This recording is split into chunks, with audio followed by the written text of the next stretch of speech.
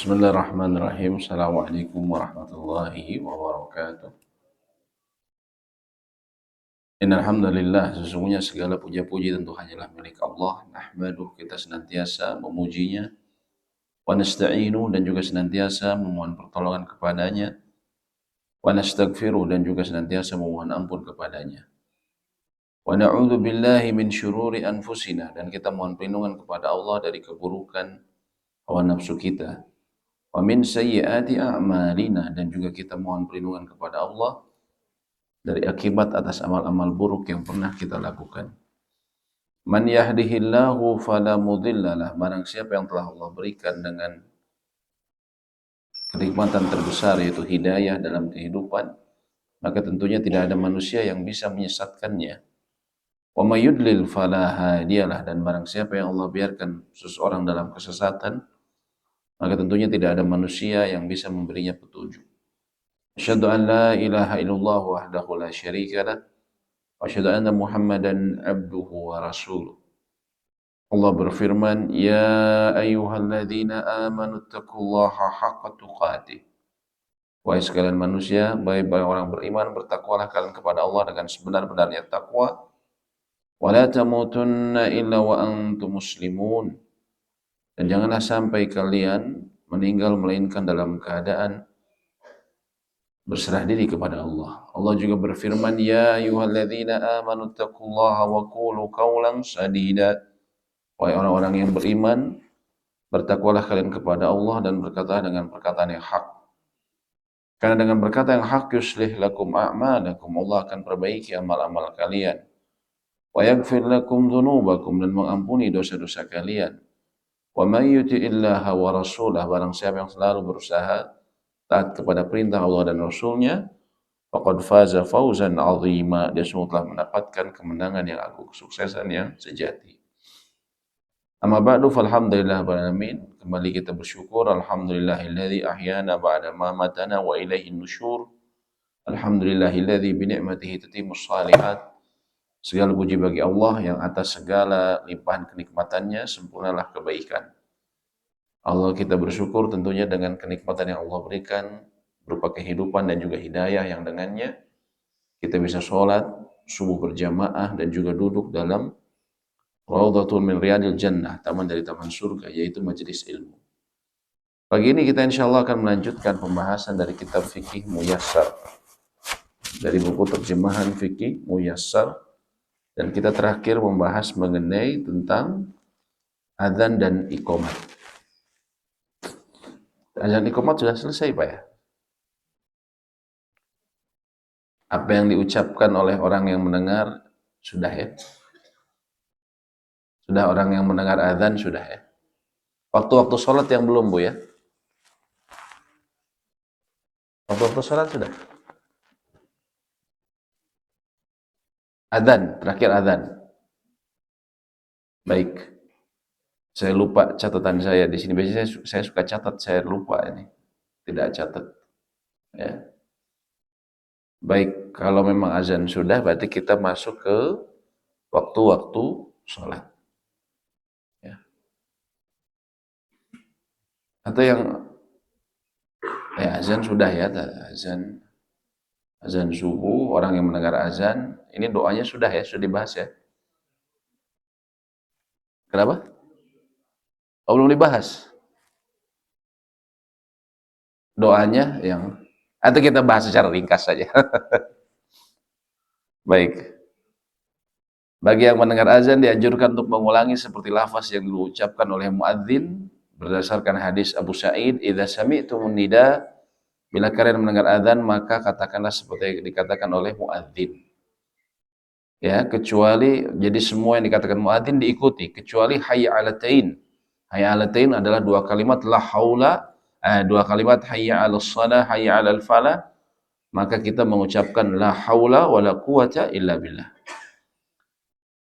Adapun di adzan subuh, andaikan muadzin mengucapkan as-salatu khairum minan naum, maka dia mengucapkan sebagaimana yang diucapkan oleh muadzin, as-salatu khairum minan naum.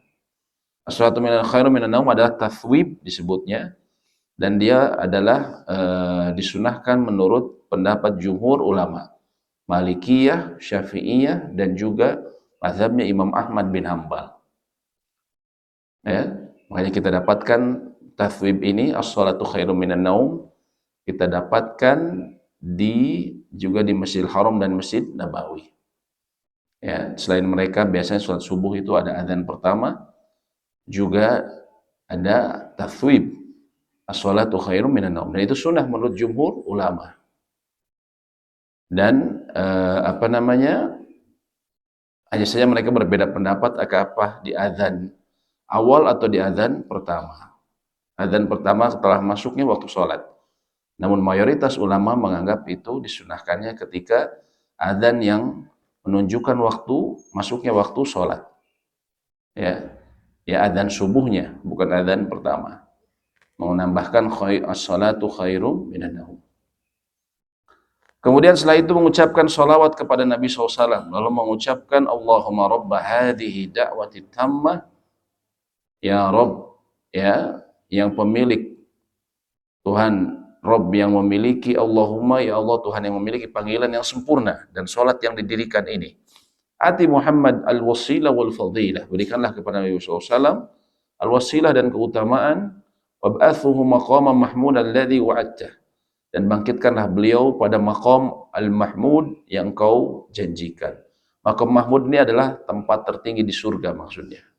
Kedudukan yang terpuji atau tempat nanti tertinggi di surga. Dan ini salawat ini juga ya, atau membaca doa ini juga salah satu fadilahnya adalah kita berkesempatan mendapatkan syafaat dari Nabi Shallallahu Alaihi Wasallam. Kalau kita membiasakan membaca ini setiap kali mendengar azan. Sekarang kita masuk ke waktu-waktu salat. Salat fardu ada 5 waktu dalam sehari semalam. Salat mempunyai waktu yang telah ditetapkan oleh syariat. Allah berfirman, Inna salata kanat 'alal mu'minina kitaban mawquta. Sesungguhnya salat itu tentunya adalah kewajiban yang ditentukan waktunya atas orang-orang yang beriman. Ya, maka sholat tidak sah sebelum masuk waktunya, kecuali beberapa sholat, ya, dalam keadaan misalnya menjamak sholat tentunya seseorang bisa melakukan sholat pada sebelum waktunya, namun tidak semua sholat bisa dijamak. Dasar dalam masalah waktu sholat ini adalah hadis Abdullah bin Umar. Ya. Nabi SAW mengatakan, waktu zuhri idza zalatis syams. Waktu zuhur ini bila matahari tergelincir dan bayangan seseorang kana dhillu rajuli katulihi. Bayangan seseorang seperti panjang dirinya.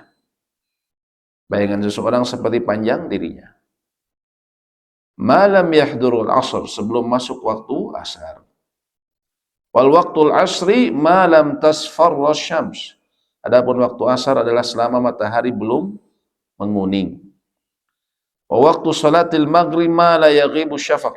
Waktu salat maghrib adalah sebelum hilangnya cahaya merah dari matahari setelah terbenam. Waktu salat isya sampai setengah malam yang pertengahan, dan waktu salat subuh dari terbit fajar selama matahari belum terbit. Hadis ini dikatakan oleh Nabi SAW kepada Abdullah bin Umar. Adapun Nabi SAW sendiri mengetahui waktu sholat itu dari praktek yang diajarkan oleh Jibril alaihissalam. Jadi beliau setelah Mi'raj, ya, Jibril datang pertama kali di waktu zuhur, di waktu awal zuhur. Lalu kemudian mengimami sholat Nabi SAW. Lalu setelah itu datang di awal waktu asar, mengimami sholat Nabi SAW, sholat asar. Lalu kemudian datang lagi di awal waktu maghrib, mengimami Nabi SAW sholat maghrib. Dan begitu pula di awal waktu sholat isya dan di awal waktu sholat subuh. Di hari kedua, Jibril datang di akhir waktu sholat zuhur. Lalu kemudian beliau juga mengimami sholat Nabi SAW. Di waktu kedua ini juga beliau datang di waktu akhir sholat asar dan mengimami sholat Nabi Shallallahu Alaihi Wasallam. Dan begitu pula dengan maghrib, isya dan subuh, beliau datang di akhir waktunya. Lalu beliau mengatakan di antara keduanya itulah waktu-waktu sholat. Maksudnya di antara yang aku lakukan hari ini dan kemarin, di awal dan di akhir. Itulah waktu-waktu sholat. Jadi waktu-waktu sholat ini diajarkan langsung oleh Jibril alaihissalam kepada Nabi Muhammad sallallahu alaihi wasallam. Makanya kenapa yang disebutkan dalam hadisnya waktu zuhur terlebih dahulu, bukan waktu subuh. Karena Nabi SAW diajarkan waktu diimami sama Jibril alaihissalam, itu pertama kali setelah peristiwa Isra dan Mi'raj, beliau diangkat ke langit ketujuh, ya. Terus diperintahkan untuk sholat. Esok harinya Jibril pertama kali datang ke Nabi SAW di waktu zuhur. Makanya di hadis ini disebutkan yang pertama adalah waktu zuhur, bukan waktu subuh, ya. Karena memang itu yang diajarkan oleh Jibril, atau yang pertama kali beliau datang mengajarkan waktu sholat zuhur. Kemudian waktu sholat zuhur diawali dengan tergelincirnya matahari, yaitu condongnya matahari dari tengah langit ke arah barat. Dan waktunya terus berlangsung sampai bayangan segala sesuatu sama panjang dengan aslinya. Ya, dan ini artinya agama Islam ini agama yang mudah dan bisa dilakukan di berbagai zaman dan tempat, sehingga seseorang bila tidak memiliki jam, ya, maka dia cukup melihat, meletakkan suatu benda di sebuah lapangan ataupun tempat yang terbuka yang terkena paparan sinar matahari, maka dia lihat kalau bayangannya, ya, ketika dia bayangannya tidak ada, lalu tergelincir, mulai ada bayangan, maka itulah waktu awal zuhur, sampai bayangan itu sama panjangnya dengan tingginya, ya. Panjangnya dengan, nah ini tingginya dengan panjangnya sama. Kalau sama itu berarti akhir dari waktu sholat zuhur. Dan sebagaimana sholat lainnya, sholat zuhur juga disunahkan di awal waktu. Sahabat yang mulia Abdullah bin Mas'ud radhiyallahu ta'ala anhu pernah bertanya ke Nabi SAW, ayu amalin afdal ya Rasulullah, amal apa yang paling afdal? Maka di antara jawaban beliau, as-salatu fi awwali waktiha, sholat di awal waktunya. Jadi secara umum, sholat 5 waktu itu yang paling afdol di awal waktu, ya. Kecuali ada beberapa perkara, contohnya sholat zuhur dan sholat isya. Sholat zuhur dia disunahkan justru kalau panas ekstrim ditunda sampai mereda panasnya. Sampai mereda panasnya. Kalau lagi panas-panasnya, ya, terutama kalau di Jazirah Arab, kalau panas ini bisa sampai Madinah bisa sampai 54 derajat. Ya. Orang keluar dari Masjid Nabawi, dia lupa nyimpen sendalnya atau sendalnya kemudian hilang. Ya. Maka dia jalan keluar melewati halamannya, maka dia seperti berjalan di atas wajan. Ya, dia akan loncat-loncat saking panasnya, ya. Kalau lagi musim panas, ya. Makanya bila kemudian panasnya sangat tinggi, maka dianjurkan menundanya sampai mereda. Kata Nabi SAW, idza shtaddal har, bila panas sangat ekstrim, fa'abridu bis shalah, maka tundalah salat hingga panas mereda. Hingga panasnya mereda. Fa inna shiddatal har min faihi jahannam. Karena panas yang ekstrim itu termasuk hembusan neraka Jahannam.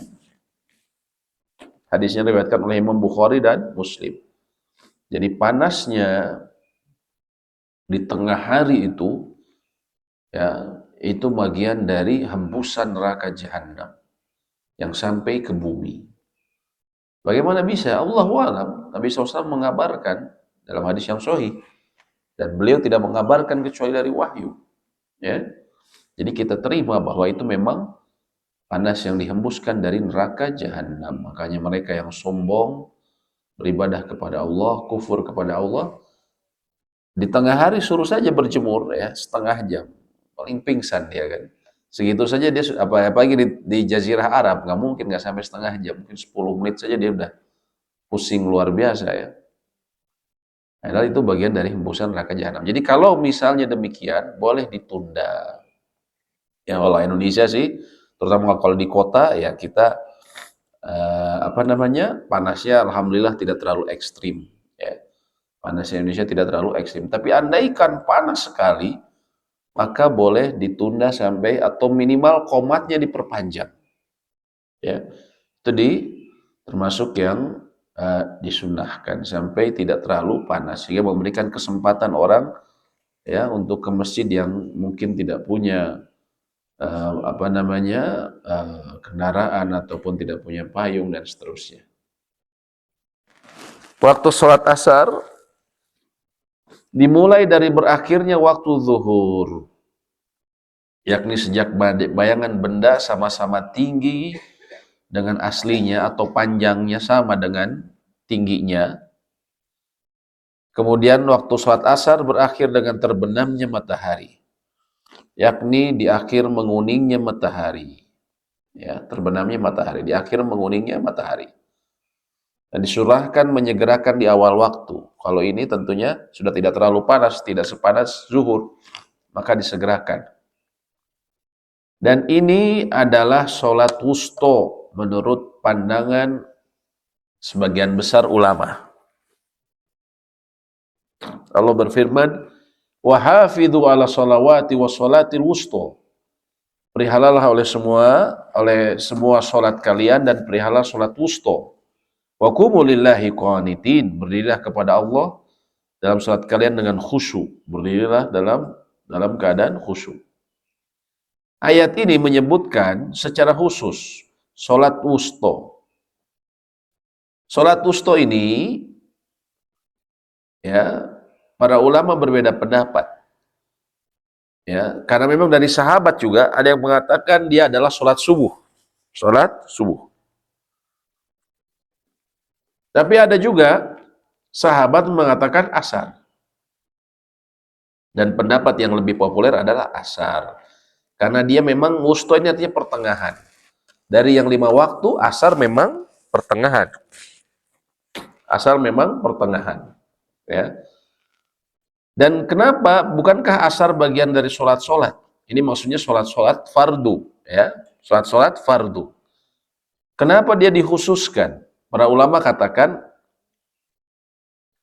asar disebutkan secara khusus wusto karena dia memiliki keistimewaan.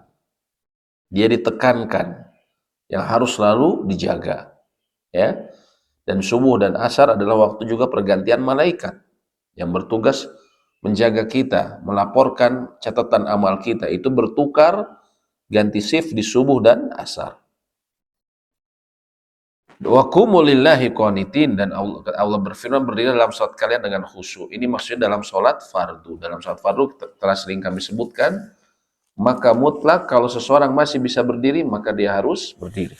Berdasarkan ayat ini, dan para ulama bersepakat atas maknanya. Kewajiban berdiri ketika sholat fardu. Dan tadi keistimewaan sholat asar, Nabi SAW mengatakan, man fatathu sholatul asar, barang siapa yang tertinggal sholat asar, faka'annama utira ahlahu wa malah, maka seolah-olah keluarga dan hartanya dicabut darinya. Ini saking besarnya kedudukan sholat asar. Hadisnya ini sahih, riwayat Bukhari dan Muslim. Kalau orang sengaja meninggalkan sholat asar, ya, maka dia seperti pulang ke rumahnya, keluarga dan hartanya hilang. Misalnya, naudzubillah, seseorang pulang ke rumahnya kebakaran, dan semua penghuninya sudah terbakar bersama hartanya. Itulah perumpamaan orang meninggalkan sholat asar secara sengaja. Kalau dia tahu, kalau dia tahu nilainya sholat asar yang dia tinggalkan, mungkin karena hal duniawi, umumnya karena hal duniawi, ya, maka dia akan mengetahui nanti di akhirat dia seperti kehilangan rumah dan juga seluruh penghuninya. Na'udzubillahi min dzalik. Ya. Bayangkan pulang ke rumah nggak ada, keluarga nggak ada. Na'udzubillah. Dalam hadis lain disebutkan man taraka salatal asr, barang siapa meninggalkan salat asar faqad habitu amaluh, maka gugurlah amalnya. Naudzubillah. Gugurlah amalnya. Dan waktu sholat asar juga adalah waktu darurat untuk sholat zuhur. Artinya apa? Mereka yang mungkin terhalang untuk melakukan sholat zuhur, terutama karena keadaan darurat, misalnya dokter yang lagi ngoperasi, sehingga waktu di meja operasi dia sama sekali nggak sempat. Mulai dari jam setengah 12 sampai jam setengah 4 atau jam 4 misalnya operasinya, dia nggak boleh keluar karena keadaan menuntut demikian, ya. Maka dia boleh melakukannya di sholat asar, ya. Dia boleh melakukannya di sholat asar, waktu darurat. Dia menjamak, ya. Karena apa ya? Karena ada keadaan yang menyebabkan dia menjamak, ya. Menyebabkan dia menjamak. Begitu juga disebut waktu darurat ini, ya. Wanita yang kemudian haid lalu dia bersih di waktu zuhur lalu dia mungkin sudah mepet ke asar, ya. Maka kemudian dia mandi, sudah azan asar, maka dia lakukan sholat zuhur terlebih dahulu, lalu kemudian asar. Adapun waktu sholat maghrib dari terbenamnya matahari sampai hilangnya cahaya merah, mega ya, sampai hilangnya mega. Dari terbenamnya matahari sampai hilangnya mega. Waktu sholatil maghrib malam yagibu syafaq. Waktu sholat maghrib adalah selama cahaya merah belum hilang. Dan sama seperti yang lain disunahkan menyegerakan. Nabi SAW mengatakan, la tazalu ummati bi khair. Umatku akan senantiasa dalam keadaan baik malam yuakhirul maghrib, selama mereka tidak menunda maghrib, hatta tashtabikan nujum, sampai bintang-bintang bercampur aduk, maksudnya bertebaran di langit, ya. Di sini riwayat Imam Ahmad dan Abu Daud dan Sahih. Nah, ini menarik nih. Kata Nabi SAW, umatku senantiasa dalam keadaan baik selama mereka tidak menunda maghrib, ya. Orang-orang yang mengaku Islam, sebagian yang mengaku sebagai Islam, ada yang menunda maghrib. Buktinya apa? Contohnya ketika buka puasa, azan maghrib tidak berbuka. Tapi nanti berbukanya setelah apa? Mulai muncul bintang di waktu dekat ke Isya, baru dia berbuka. Ada yang mengaku seperti itu. Apakah itu bagian dari umat Nabi SAW? Bukan. Bagian Nabi SAW sudah menyebutkan gini. Siapakah mereka? Ada yang tahu, Bapak Ibu? Apa? Syiah ya, Syiah. Syiah itu maghribnya dia ditunda. Ini sama seperti kebiasaan orang Yahudi dahulu. Orang Yahudi itu asalnya didekatkan ke maghrib atau ibadah mereka yang pada dekat ke situ, lalu kemudian juga maghribnya seperti sama seperti Yahudi. Ya, karena memang Syiah dari Yahudi. Saya mungkin pernah cerita di sini ya, salah satu jemaah kami pernah dulu belum tahu tentunya ikut pengajiannya Jalaluddin Rahmat ya, yang mati juga dalam keadaan begitu, naudzubillah. Di kelompoknya Ijabi, Ikatan Jamaah Ahlul Bait Indonesia. Ya, yang pusatnya itu di Jalan Kampus. Dan punya sekolah di sana, begitu juga punya sekolah di Arca Manik. SD Cerdas Mutahari ini nama salah satu ulamanya Syiah. Yang di situ juga ada SMP Bahtera. Nah, ini hati-hati. Kalau punya anak atau saudara bersekolah di sana, sekolah elit namun berbahaya. Mutahari adalah salah satu nama tokohnya. Begitu dia ikut pengajiannya di hotel buka bersama, ya. Ada kajiannya, terus kemudian ada buka bersama. Yang dia heran ketika masuk waktu maghrib tidak ada yang berbuka. Dia alhamdulillah di dalam tasnya ada permen, ya. Maka dia makan permen, ibu ini makan permen, ya, mengunyah permen aja. Tapi dia heran kok pada nggak buka, ya. Baru setelah menjelang Isya baru buka, subhanallah. Baru berbuka. Ternyata memang seperti itu. Memang Syiah ajarannya demikian. Ya, ajaran Syiah memang demikian. Nah, hati-hati ya. Jadi Syiah ini waktu itu memang mungkin 10 tahun yang lalu rame ya penolakan terhadap Syiah. Di mana-mana Syiah. Namun sekarang udah redup penolakannya. Sudah orang banyak konsentrasinya banyak terpecah oleh urusan-urusan gak penting ya. Sekarang kita perselingkuhan artis apa gitu. Jadi nggak fokus kita ya. Urusan pikiran kaum muslimin. Akhirnya dimanfaatkan sama mereka, mereka terus bergerak. Ya ini hati-hati. Kalau ada keluarga kita yang misalnya mengikuti aliran-aliran tersebut. Ya, karena kalau dari disebutkan dari poin-poin kesesatan yang memasukkan satu kelompok menjadi kelompok yang sesat versi MUI, maka mereka sudah masuk banyak ya. Bahkan salah seorang jemaah kami juga dia tinggal di Jalan Soma di depan ya, Jalan Soma. Itu mereka mengirimkan buku, entah bagaimana ya, dikirimkan buku dari penerbit ya sama dari Mutahari itu ya, dari grupnya itu. Dan di situ jelas-jelas dalam bukunya pernah diperlihatkan ke saya mengenai rukun iman dan rukun Islam yang berbeda. Bagaimana ya rukun Islam, rukun iman ini fondasi kan? Kita tidak mohon maaf ya, misalnya dari organisasi A dan B dan ormas-ormas Islam yang ada di Indonesia, kalau bicara rukun iman, rukun Islam, apakah berbeda? Semua sama, ya, semua sama. Tapi ini mereka berbeda. Di antaranya, ya, syahadat mereka kan ada wa asyhadu anna aliyan waliyullah. Aku bersaksi bahwa Ali adalah waliullah. Jadi setelah asyhadu an la ilaha illallah wa asyhadu anna muhammadar rasulullah, asyhadu anna waliyan waliullah. Itu di antara lafaz syahadatnya sudah beda. Ya, dan saya juga mendengar sendiri lafaz itu kemarin ya ketika kami alhamdulillah kami ketika tawaf belakang saya sekira ada orang Irak atau apa. Dia bilang seperti itu keras. Jadi mengucapkan syahadat di akhirnya wa asyhadu anna aliyan waliyullah. Wah, ini.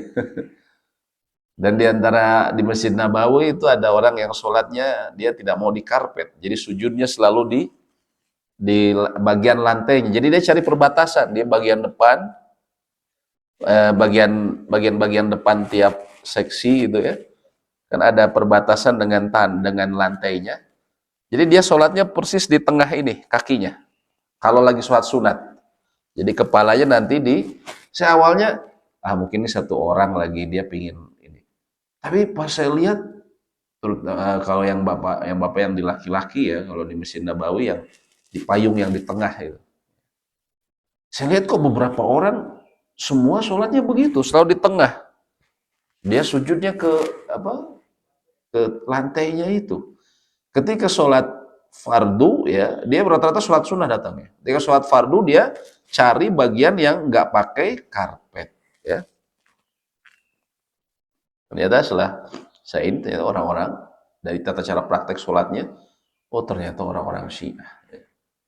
Dan orang-orang Syiah. Nah, ini berhati-hati. Mereka masuk ya karena susah kalau istilahnya mereka mengaku agama Islam, di paspornya dengan jumlah jemaah yang begitu banyak kita ketahui masuk Masjid Nabawi dan masuk Masjidil Haram, tentunya termasuk masuk ke Saudi itu kan berdasarkan paspor ya, dan ini kan tidak disebutkan secara jelas Islam aliran ini atau kan enggak kan, secara umum saja Islam ya boleh masuk ya. Dan jumlah mereka ya dengan jemaah yang banyak sulit untuk terkontrol, makanya itu alasan kenapa mereka kok masih bisa masuk ya, karena itu memang sulit untuk dikontrolnya ya. Sulit untuk dikontrolnya, bukan berarti pembenaran di sana juga ada, bukan pembenaran ya. Nah, ini harus hati-hati karena mereka semakin diam-diam ketika tidak ramai, mereka terus menyebarkan kekuatan mereka secara underground ya. Dan MUI sudah mengeluarkan ya fatwanya bahwa mereka memang sesat, dan ada bukunya khusus mengenai poin-poin kesesatan Syiah. Kecuali mereka yang berhaji di malam Musdalifah, bagi jemaah haji disunahkan mengakhirkannya sehingga dikerjakan bersama Isya dengan jamak takhir. Tanggal 9 bulan Zulhijjah jemaah haji dia tentunya wukuf di Arafah. Dari mulai tergelincirnya matahari sampai matahari terbenam. Lalu kemudian bergeser menuju Musdalifah, tempat antara Arafah menuju Mina. Dan dia mabit di Musdalifah selama bukan orang-orang yang termasuk dapat uzur ataupun wanita dan dapat uzur boleh cuman sebentar saja di Musdalifah. Nah, ketika di Musdalifah, alhamdulillah. Ketika di Musdalifah, maka disunahkan sholat maghribnya diakhirkan bersama Isya dengan jamak takhir. Ya. Adapun sholat Isya, maka waktunya dimulai sejak lenyapnya cahaya merah sampai tengah malam. Waktu sholatul Isya ila nisfil lail al-awsat. Waktu sholat Isya itu sampai setengah malam pertengahan. Setengah malam pertengahan ini jam berapa, Bu ya? Jam 12? Bukan. Hitungannya begini. Yang disebut waktu sholat ini, ya, setengah malam ini begini hitungannya. Kita lihat waktu sholat saat ini. Ya. Yang disebut malam itu dalam penanggalan Hijriyah, ya, dalam sistem penanggalan Hijriyah dimulai dari apa? Terbenamnya matahari. Terbenam matahari sampai terbit fajar shodiq, sampai terbit fajar shodiq. Ya. Paling mudahnya apa? Dari mulai waktu maghrib sampai subuh. Sekarang maghrib jam berapa, Pak? 6 berapa, Pak? Jam berapa? 13.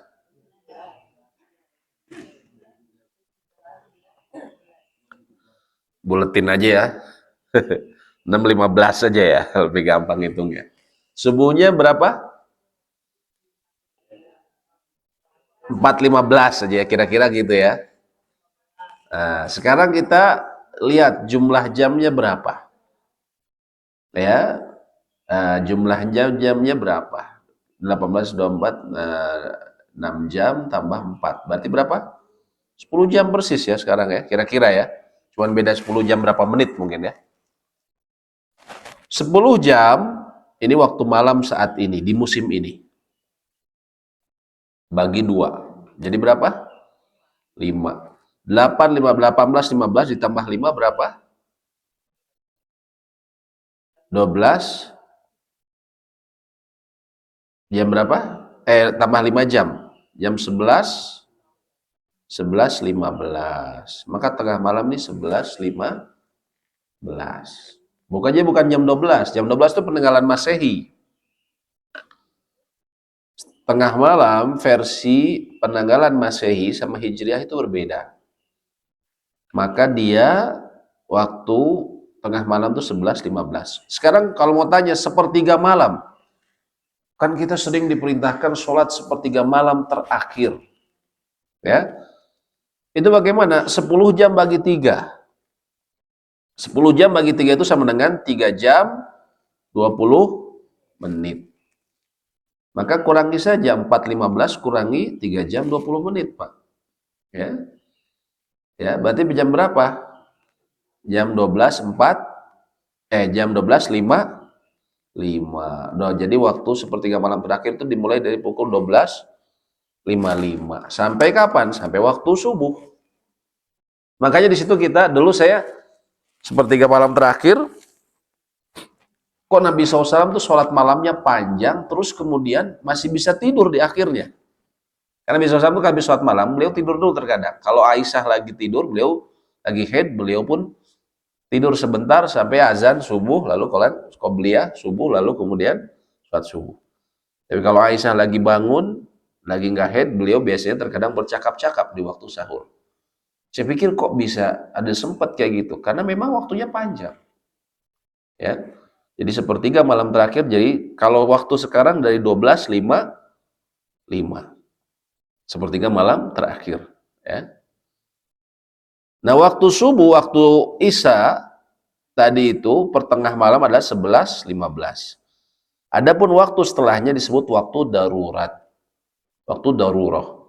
Artinya apa? Mereka yang mengakhirkan sholat Isya ya sampai apalagi keluar waktunya jam 12 dia baru sholat.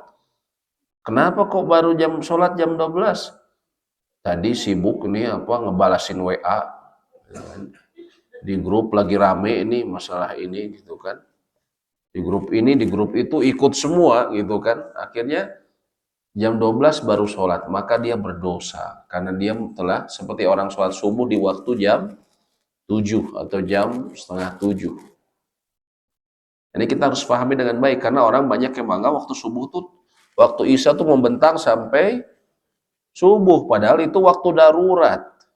Bahkan jumhur mengatakan, sebagian ulama ya, waktunya itu sampai sepertiga malam awal. Kenapa? Karena memang ada hadis yang menyebutkan gitu juga. Ila sulusul awal minal lail. Ila sulusul awal minal lail. Di sepertiga awal malam. Sampai situ. Ya.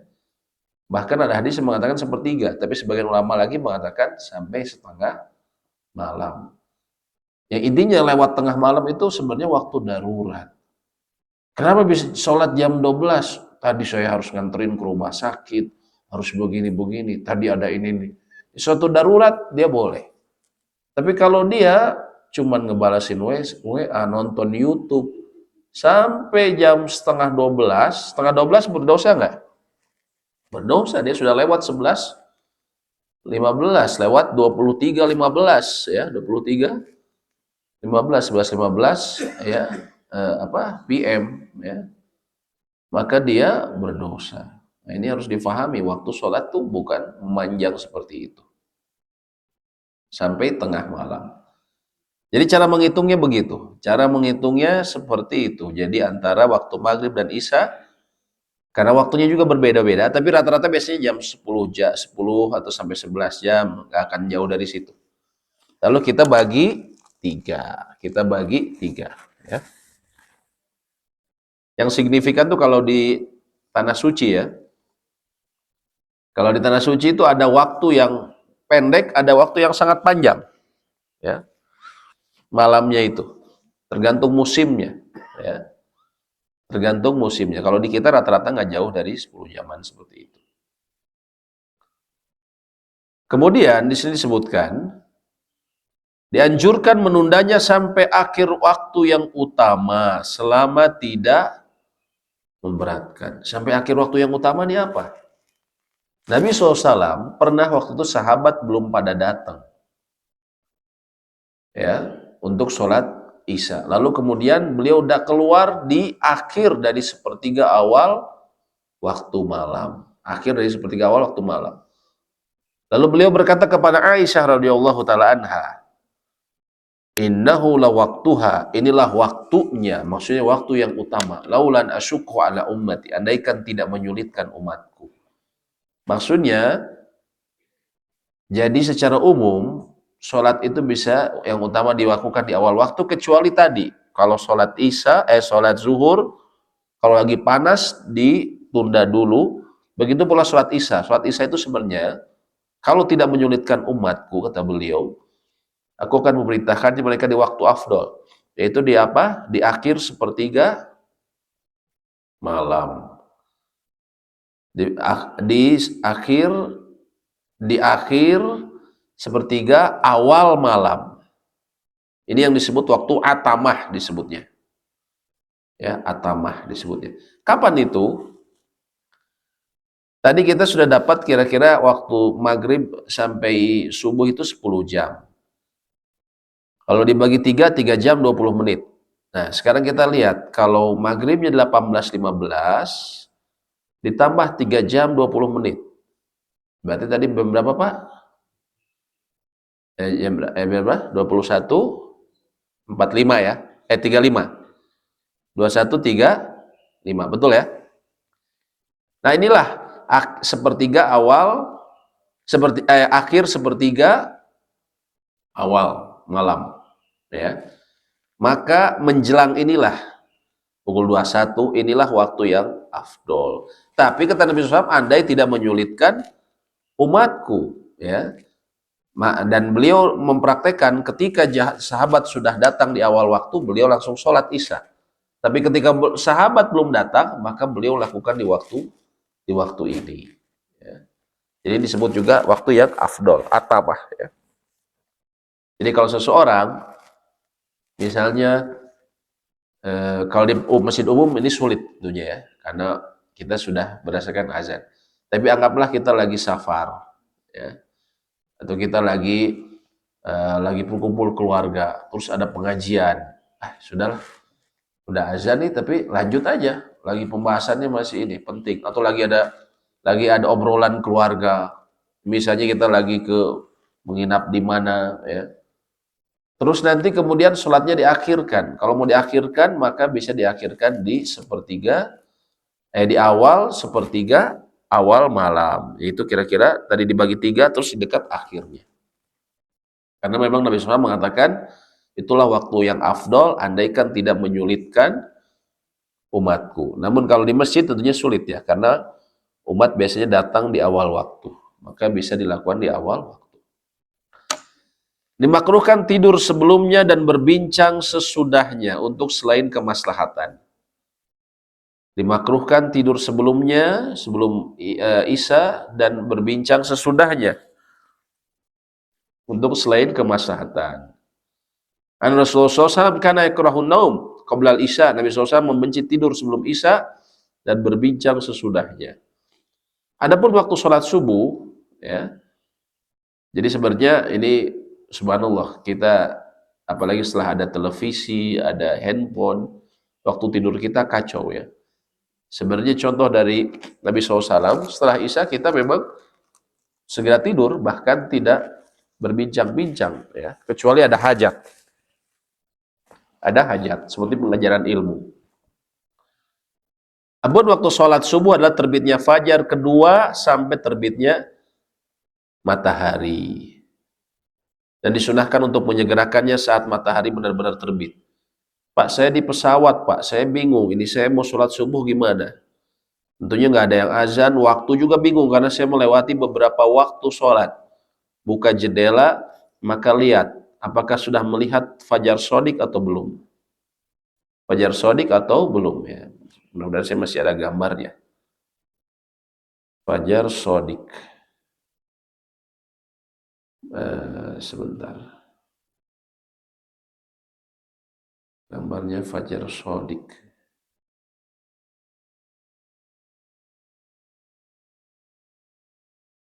Fajar sodik. Oh, sudah ada kayaknya gambarnya. Di sini saya simpan khusus fajar sodik. Ya, fajar sodik ini berbeda dengan fajar kadzib. Fajar kadzib ini warnanya putih.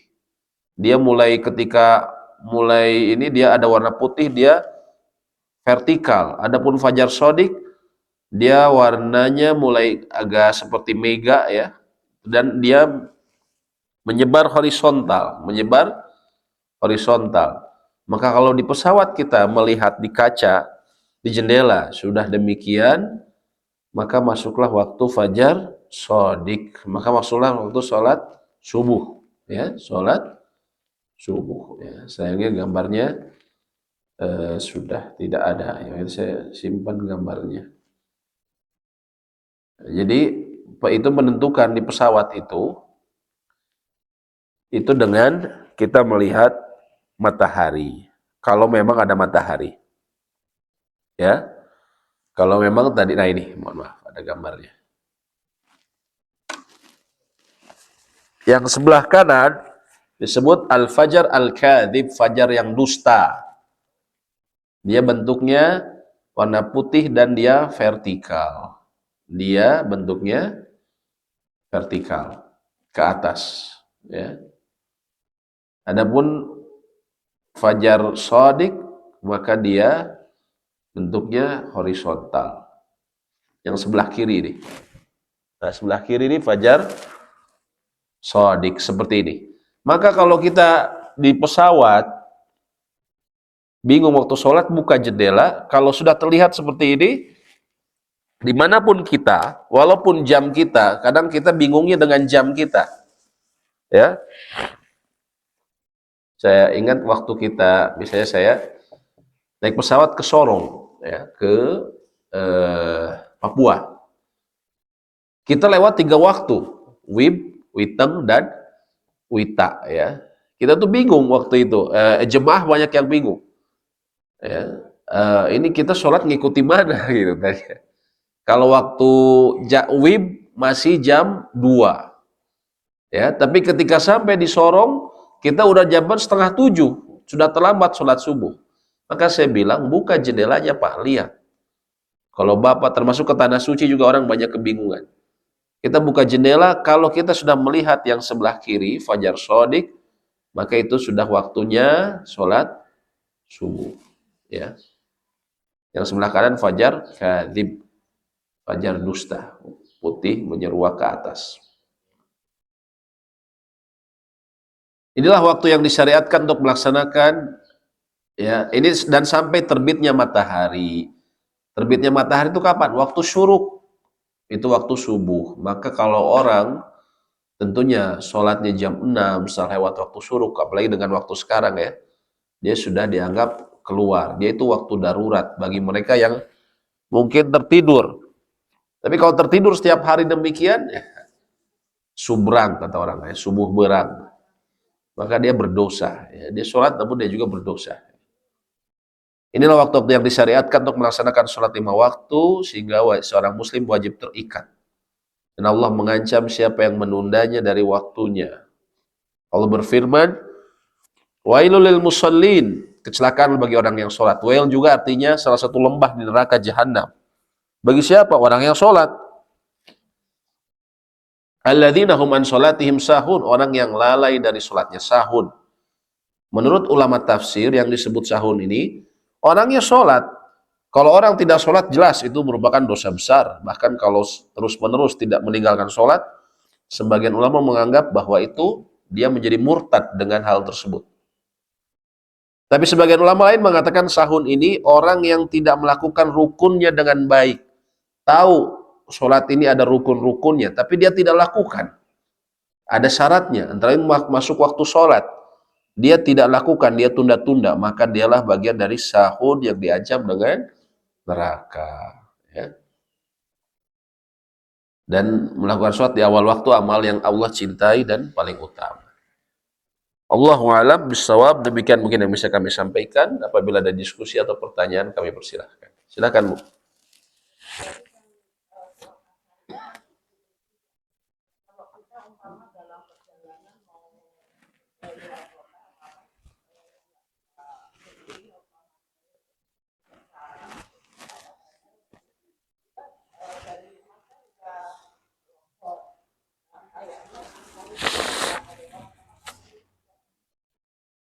Boleh dijumpa dari rumah maksud Ibu?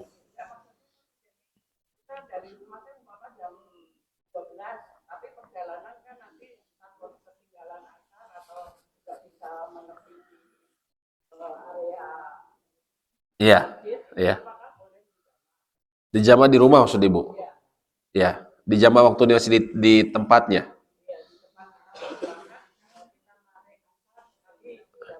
Iya. Ya, baik.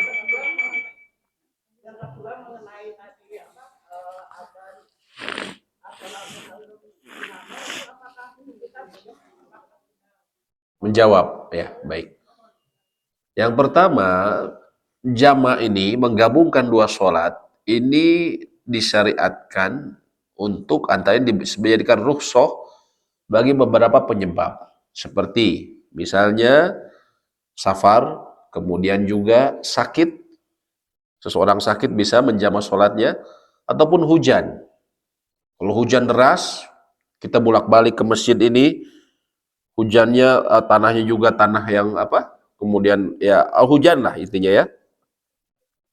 Maka kalau imamnya berkehendak supaya kita nggak bolak-balik, kita habis maghrib langsung kita sholat isya ya, itu boleh dan dicontohkan ya. Tapi kalau qashar, meringkas sholat dari 4 menjadi 2, maka dia ada beberapa syarat yang harus dipenuhi menurut mayoritas ulama, yaitu apa lain? Harus ada apa namanya jarak, ya. Dia harus menempuh safar yang jauh menurut mayoritas ulama. Mayoritas ulama minimal sekitar 80 kiloan. Tapi kalau kosor, kalau jamak dia lebih leluasa. Dalam kasus yang ibu sebutkan, biasanya kita tahu kalau saya berangkat sekarang, ya, memang saya belum keluar kota nih, tapi saya tahu kalau saya sholat sekarang, terus nanti saya asar di jalan, apalagi masuk Jakarta, kayaknya saya nggak akan dapat, saya akan terjebak di kemacetan. Ataupun perjalanan kita naik angkutan umum, kayaknya nggak berhenti sama sekali dan ya kemacetan dan hal yang lainnya. Maka apakah boleh? Sebagian ulama mengatakan boleh, tapi tidak dikosor. Tidak dikosor, hanya di jamak saja. Ya, hanya di jamak saja. Kemudian yang kedua, kalau muadzin mengucapkan as-salatu khairum minan naum, apa yang diucapkan oleh pendengar? Mengucapkan kata yang sama. As-salatu khairum minan naum. Itu namanya tafwid, ya. As-salatu khairum minan naum dijawab dengan as-salatu khairum minan naum. Seperti itu, Bu, ya. Tadi kita dapatkan di sini kenapa? Ya, saya tidak tahu pendapat yang mengatakan diam saja, tapi di sini disebutkan oleh para ahli ilmu. Ya, tadi kita dapatkan di sini, tadi kita sempat bahas. Bila dalam adzan subuh muazin mengucapkan as-salatu khairum minan naum, maka yang mendengar mengucapkan sepertinya. Ya, Allahu a'lam bishawab. Ya, silakan, Pak. Mungkin perlu dijelaskan juga waktu tidak boleh dalam sholat memang akan dibahas, ada pembahasan yang khusus. Iya, ada pembahasan setelah ini nanti memang akan ada waktunya. Tapi intinya, waktu larang sholat, kenapa nggak dimasukkan di waktu-waktu sholat? Karena dia akan berkaitan dengan sholat sunnah mutlak, Pak, bukan sholat wajib. Jadi maksudnya apa? Kalau seseorang dia tertidur, misalnya di waktu sholat subuh, jadi begini, waktu sholat terlarang ini ada 3 yang utama. Dan dengan cabangnya jadi 5. Yaitu apa? Waktu terbitnya matahari. Persis waktu terbitnya matahari. Waktu syuruk. Itu kita tidak boleh di waktu tersebut. Ya. Kemudian apa? Waktu matahari persis berada di atas kepala kita. Sebelum zuhur. Sebelum adzan zuhur.